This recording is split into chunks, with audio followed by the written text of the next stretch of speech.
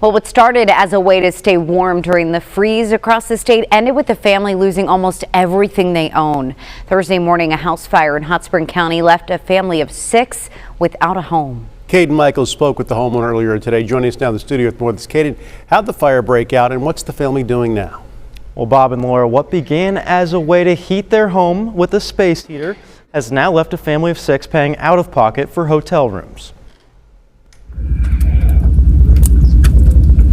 The aftermath of a devastating fire, leaving Ronnie Ice's home a complete loss. But Ice's first concern was keeping his family of 6 safe. No, they panicking, and I just was grabbing them and pushing them out the door. And everything. My 2 sons come out barefooted.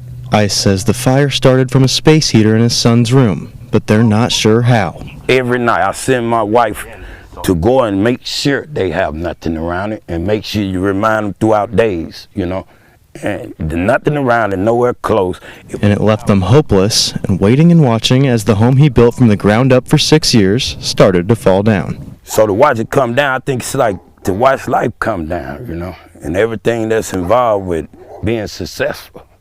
You know, you feel worse than failure, you know. Caleb Woodall, the assistant chief of Bismarck Fire Rescue, says their response time delayed due to the weather and icy roads.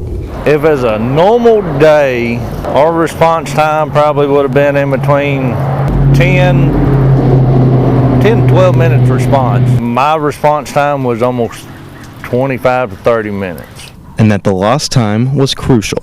We might have been able to save 50%, possibly a little more. Ice says despite losing everything, his wife and kids have been his rock over the last 36 hours and will continue to be going forward.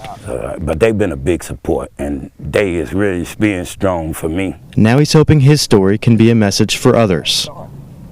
And I'm telling anybody, you have to be careful, you know, and know what you're doing when you're using these space heaters, because it could be your own tragedy. The fire rescue team telling me to keep all objects at least 3 feet away from your space heater. Do not plug them into extension cords and make sure they're on a flat surface. And Ronnie Ice, still unsure what caused his problems. He's urging families out there to check the filters and don't let them run for too long. And if anyone's looking to help the family, you can contact Ronnie directly. His information will be on our website. Reporting live in studio, Caden Michaels, KARK 4 News.